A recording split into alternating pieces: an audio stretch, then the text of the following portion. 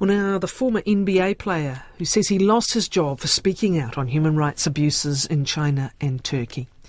Enes Kanter Freedom grew up in Turkey but got a college basketball scholarship in the US and played basketball for, among others, the Boston Celtics.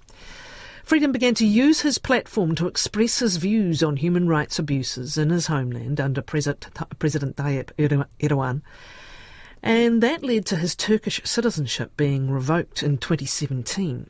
He then began calling out human rights abuses in China, also criticising the NBA and companies like Nike for doing business with China.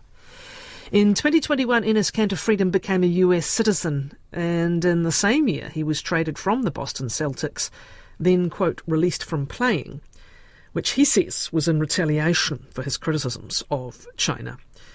Freedom was in New Zealand last week as a guest of the Turkish community group called Pearls of the Islands Foundation. He's been speaking with parliamentarians and other civil society leaders. I asked him about his New Zealand visit. It's actually been going amazing. It's actually my first time here, and I want to give a huge shout out to Pearl of the Islands Foundation for bringing me. I've been meaning to come here for a very long time, and it finally happened. And I actually landed in Wellington for the first time because we had some really nice meetings with the members of the parliament. But then after that, I just went around a little bit, and it's a beautiful place, beautiful country. Oh my God.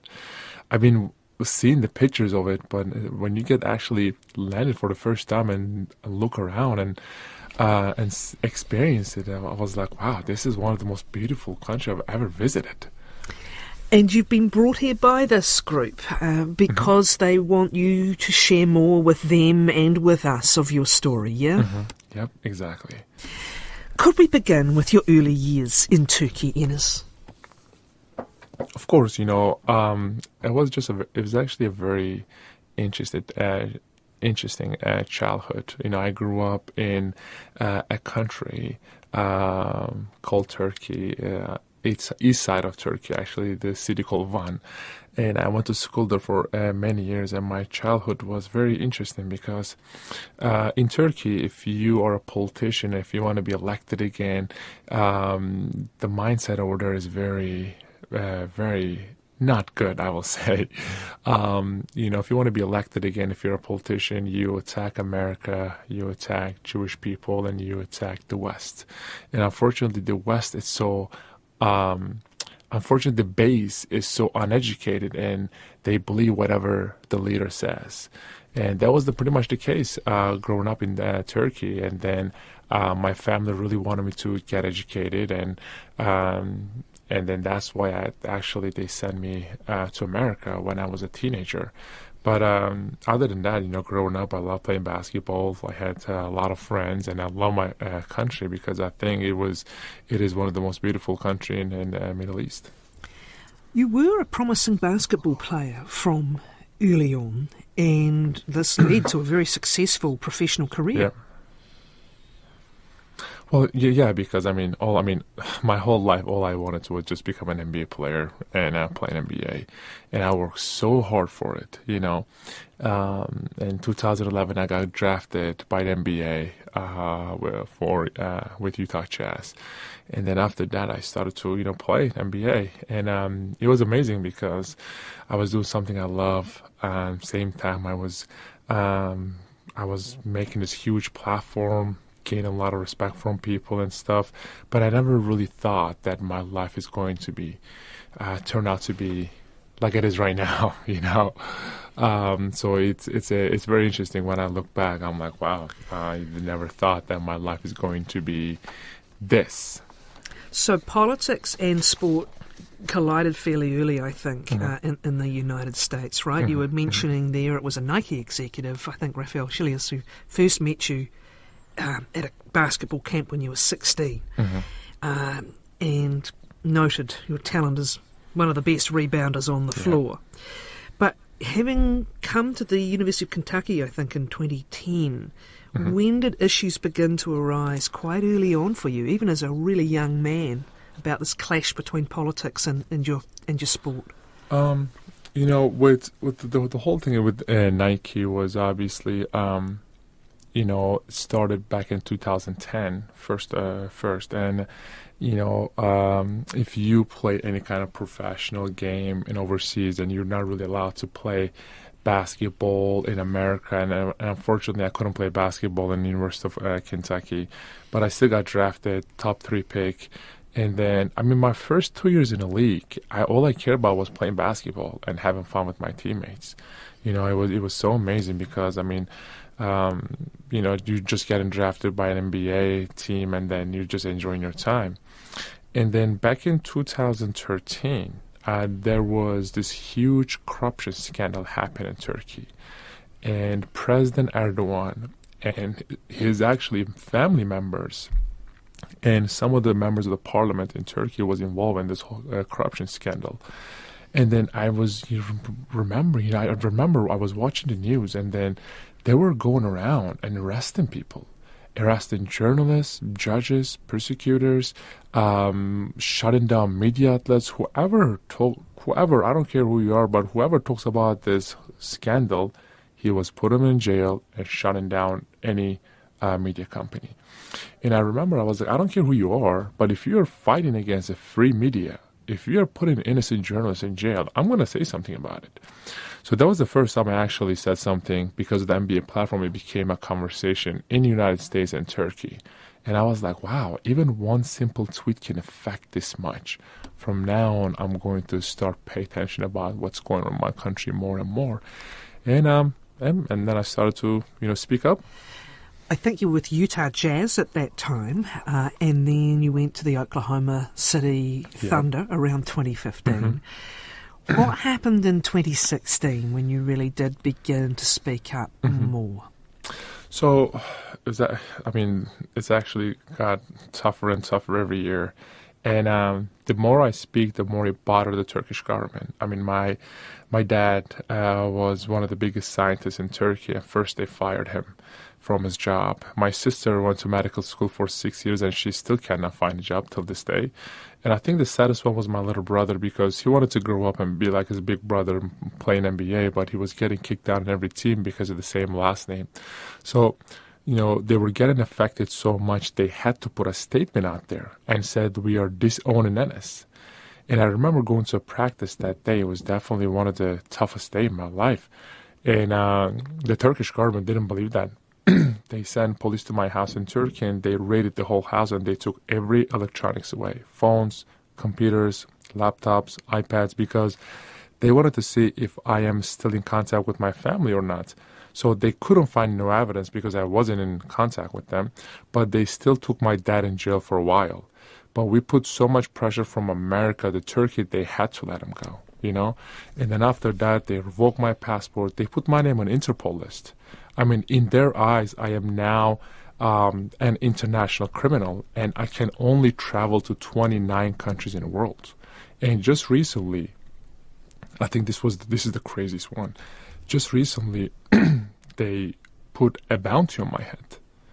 And I remember having a conversation with FBI. They said, listen, in America, we can protect you, but outside of America, it could get very dangerous. So, in what way is a bounty on your head? Has it been a public threat? Is it a private risk that intelligence agencies are warning you of? So, no, they actually published it on their website.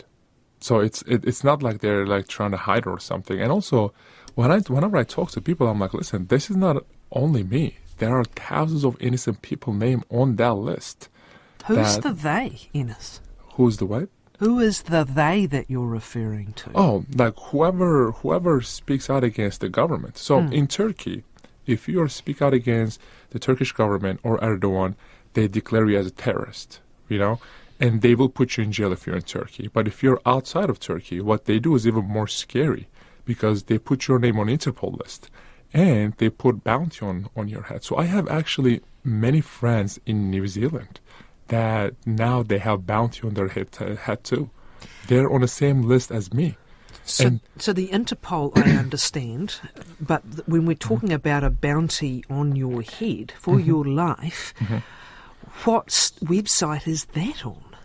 Well, that's actually affiliated with the government. Right. It's a government website, and actually, it's not. You can actually go on the website and check it out. Okay. It's sad because these people are innocent teachers, innocent academicians, or academics, or they're professors. They're actually very well educated people, and now just because of they talk about the human rights violations and political prisoners in Turkey, and now their life is in danger. I mean, people know my story because I play in NBA, but there are thousands of stories are way worse than mine.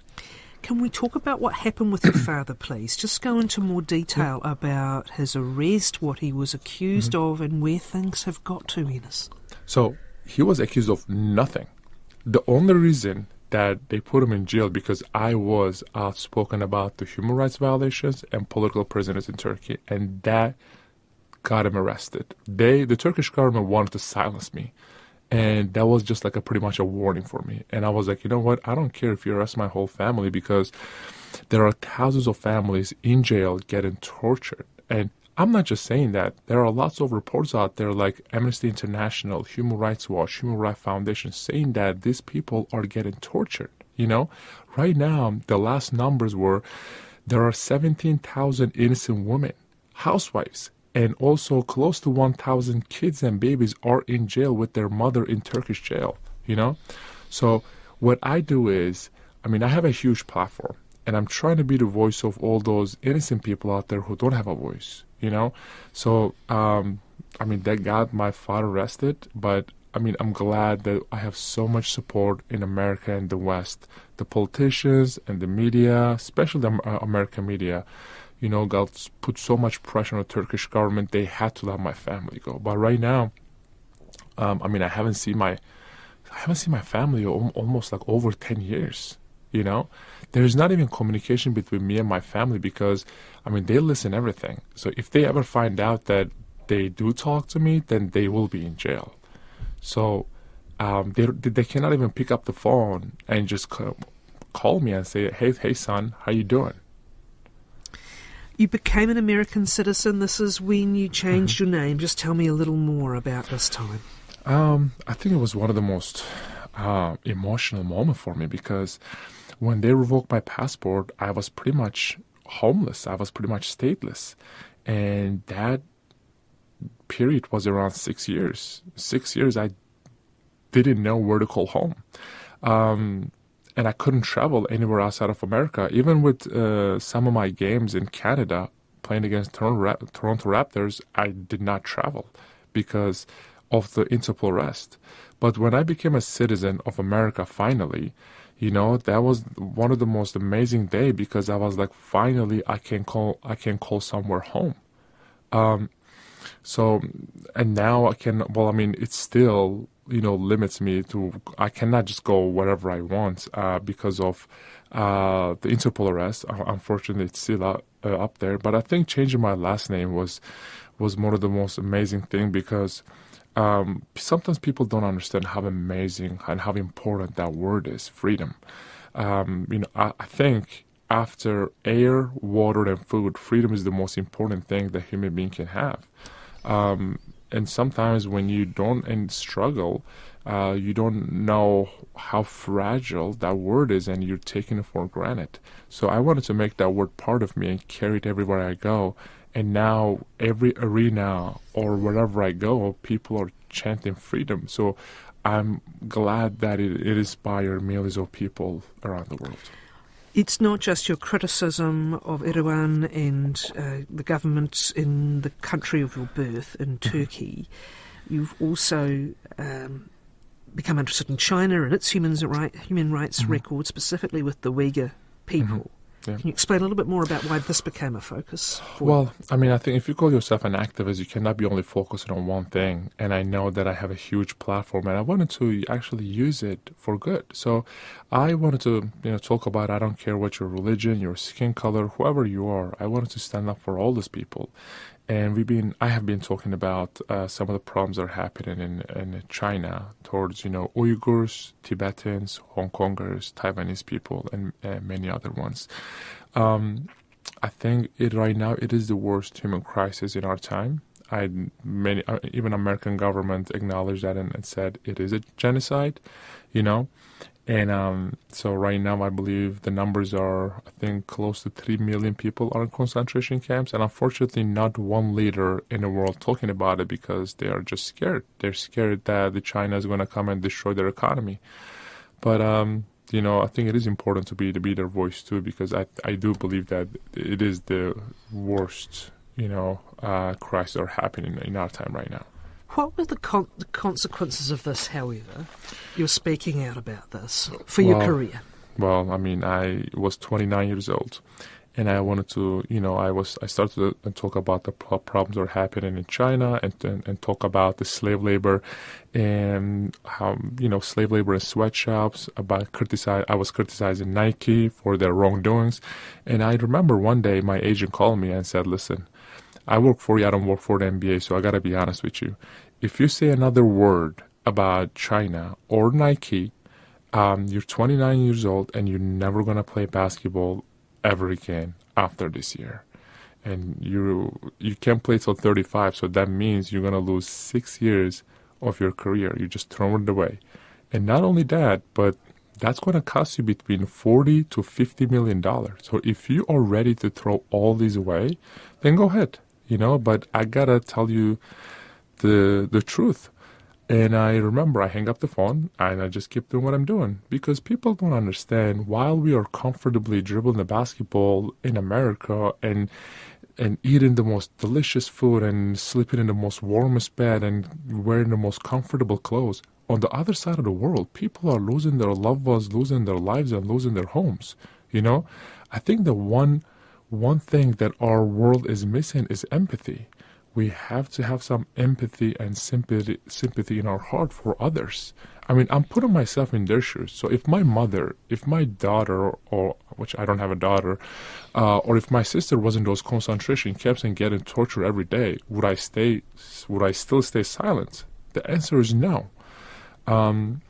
So unfortunately, I did lose my career because I was speaking out, and many of my teammates came up to me and said, listen, we support you, but you know this is your last year in NBA. Have fun because you're never going to play basketball again. So at the time, the NBA had plans for global expansion, which included China. Yep. Top NBA stars used to travel there to promote shoe brands, for example. There was a lot of television and sponsor revenue for the NBA coming at that time from China.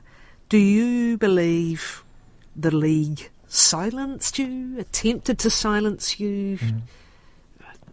Is there a direct connection between your speaking out and what happened to your career? Oh, yeah, 100%. Even like having conversation with some of my teammates, they came up to me and said, listen, this is what you're going to see. Like, you're never going to be able to dribble the basketball in NBA ever again just because of your speaking out. The relationship between NBA and China, I believe, is around $5 billion. More people watch NBA games in China than American population last year. So think about the jersey sales, endorsements that the NBA gets from China, all the shoe sales. It's crazy numbers. So for that reason, yes, I do believe that I lost my career because of what I stand The up NBA commissioner said it was made clear to you that you could speak, that you wouldn't be politically silenced. Did he say that to you? We had a phone conversation, actually, and that phone conversation is out there right now. You can go ahead and listen. But when I had a conversation with Adam Silver, I mean, even he said it's a different system in China. And one of the owners of NBA, the owners of Milwaukee Bucks, and he said it is like, this is what happens when you are talking about the issues in China, and you will get kicked out of NBA. So it is the reality. Obviously, they're not going to come out there and say, "Well, we kicked out Enes from the NBA because of what he was saying." Because I could literally just go out there and sue them. But yes, I do believe that is because of what I said. And so, when were you last drafted to an NBA side? So I got drafted in 2011, but last time I signed a contract in 2021. Traded might be the unfortunate term it's used, isn't it? Yeah. Okay. So the course of your life has really changed. And How would you describe life now as a human rights campaigner, as a US citizen, right? But unable to return to your own country, as you said. How is life now?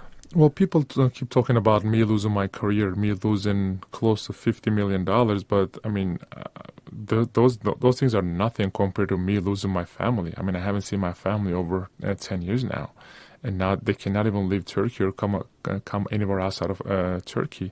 But I mean, other than that, life becomes tough and tougher and tougher every day. You know, I have a bounty on my head, and then I can only travel to 29 countries in the world.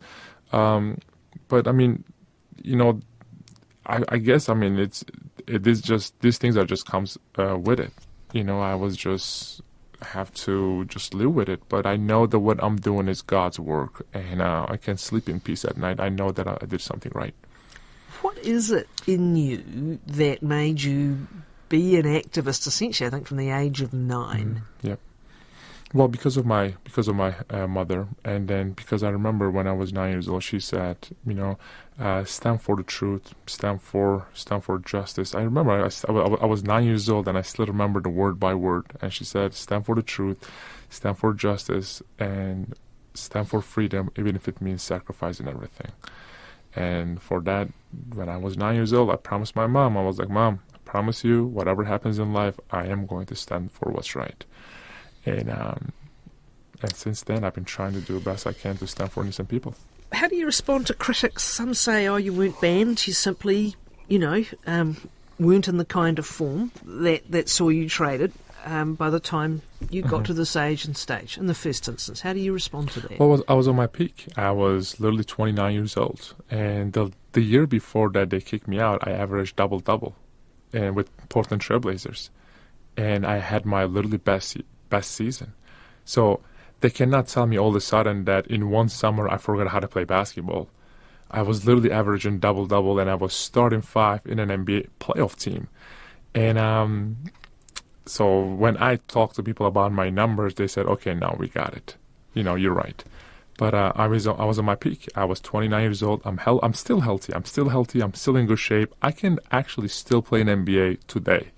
And it's been almost 3 years that I have not, you know, touched a basketball. And to those who say, again, the critics who say you're highly paid, you're not paid to wear, you know, political statements on your shoes when you're playing or training, you're not paid to use this platform for political activism. How do you respond to that?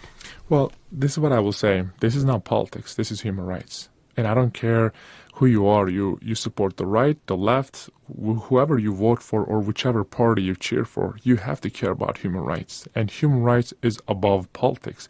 I mean, if you can look at all my interviews, you can look at everything that I have wrote or talk about so far. I do not talk about politics. I talk about human rights, because those people need a voice. So I don't do politics. I never do politics, because this is not my job. I'm not a politician, and I don't even like politics. I just love humans, and I care about them, and that's why I want to be their voice. Your activism saw you banned from TikTok for a time as well, and of course it is an enormous platform now, and particularly for reaching particular generations. What's the status for you now? Well, I mean, I am being shadow banned or banned in many social media apps. But I think this is what happens when you are fighting against the dictators. I mean, my name is banned all over China and Turkey. It was so funny because when I played in NBA, the Turkey promised all of its NBA followers and said, if Enes makes the playoffs, we are not going to show his games. And actually, when we made the playoffs with Celtics and Portland, they were just banning every game, every team that I play for. I mean, it's just funny at this point because, I mean, people know the work I'm doing, and I know the support that I get from many people. Even like when I came here in New Zealand, Wellington, we had an amazing conversation with the government here. We had an amazing conversation with the members of the parliament, and we had this huge dinner together, and then many of them attended actually. And then we were talking about the human rights violations in Turkey and some of the work that I'm doing. And they said, whatever you need, let us know, and we will try to help you. And that gave me so much hope, because this is my first time here in New Zealand. And now I'm getting support from the New Zealand government and the members of the parliament. I mean, it's huge. It was so amazing to see how much support that we get outside of America. Just before this, around a week ago, we were in Australia and we got the same support from Australian government. And now we are trying to figure it out. What can we do to put pressure on Turkish government or some of the other governments to release political prisoners and care about human rights and hold these regimes accountable? Enes Kanter Freedom, former NBA basketballer,